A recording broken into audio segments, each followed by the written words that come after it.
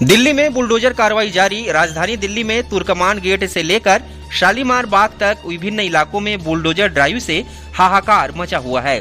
प्रशासन का कहना है कि यह कार्रवाई अवैध अतिक्रमण और निर्माण हटाने के लिए की जा रही है।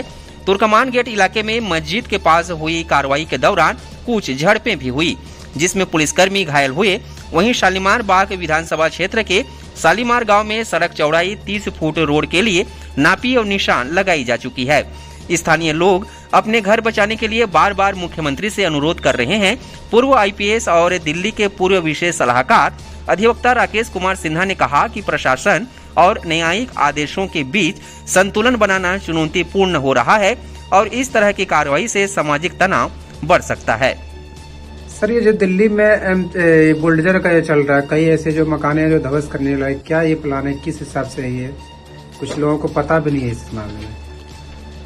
जो लोग दिल्ली में बसाए गए थे विभिन्न राजनीतिक दलों के द्वारा एक एज ए वोट बैंक, उनको लगता था कि तमाम लोग उन राजनीतिक दलों को वोट करेंगे, तो उनको जहां जहां सरकारी जमीन मिली उनको बसा दिया गया।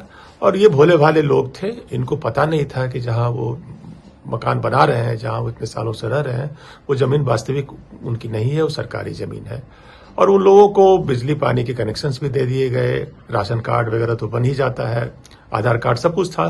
तो उनको ऐसा लगने लगा कि वो यहाँ के वैध नागरिक हैं, उनकी जमीन, उनका मकान सब कुछ सही है। लेकिन कानून की नजर में और कानून के दस्तावेजों में वो मकान सही नहीं थे। और आप जब उन पर बुलडोजर एक्शन हो रहा है, वो इसलिए हो रहा है, कुछ तो विकास के कारण हो सकते हैं, दूसरा ये है कि हो सकता है कि वो आज की तारीख में वर्तमान राजनीतिक परिस्थिति में वो लोग उस पार्टी को वोट नहीं दे रहे हैं जो जिस पार्टी ने उनको बसाया था और जिस पार्टी के सहयोग से वो वहां आए थे।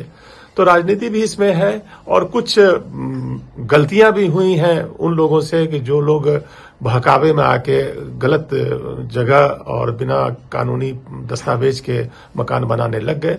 तो उनका भविष्य तो जाहिर है, किसी न किसी दिन अगर कोई ऐसी राजनीतिक पार्टी की सरकार आ गई जो उनके वोट से नहीं बनी है या उनके वोट की जिनको परवाह नहीं है, तो इस तरह का बुलडोजर एक्शन तो हो ही सकता है। उसके पीछे कारण भी होते हैं, कुछ विकास कार्य होता है, कहीं रोड चौड़ा करना पड़ता है, कहीं पुल बनना होता है, कभी मेट्रो बन रही है, कहीं रेलवे लाइन के बहुत करीब है, रेलवे की जमीन है, तो उस पर तो रेलवे लाइन पर ट्रेन चल रही है, तो जाहिर है कि बहुत पास में झुग्गी झोपड़ियां होना खतरे से खाली नहीं है। तो इन तमाम कारणों से बुलडोजर एक्शन होता है, लेकिन सबके पीछे कोर्ट का आदेश होता है, जो शायद पब्लिक समझती नहीं है कि कोर्ट ने पहले आदेश दे दिया होता है। लोग समझते हैं कि कोर्ट में ये मामला चलता रहेगा और दोबारा से एप्लीकेशन डालेंगे, फिर सुनवाई होगी, लेकिन इसी बीच में मौका देख के जो सरकारी तंत्र है वो बुलडोजर लेके पहुंच जाता है।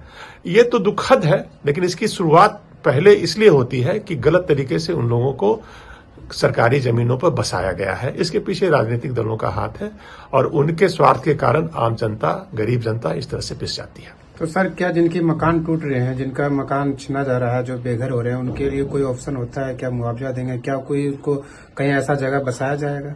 देखिए, जहां तक मैं समझता हूं कि मुआवजा तो तभी होगा जब सरकारी दस्तावेजों पर वो मकान दिखे।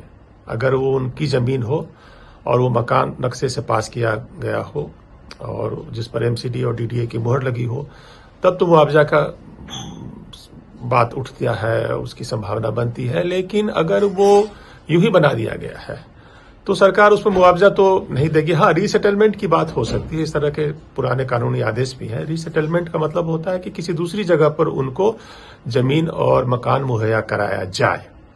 इस तरह के आदेश पहले हैं, लेकिन वो मुफ्त नहीं होगा, उसके लिए भी कुछ कीमत जो है इन लोगों को अदा करनी पड़ेगी। उनको मौका दिया जा सकता है दूसरी जगह सेटल होने का।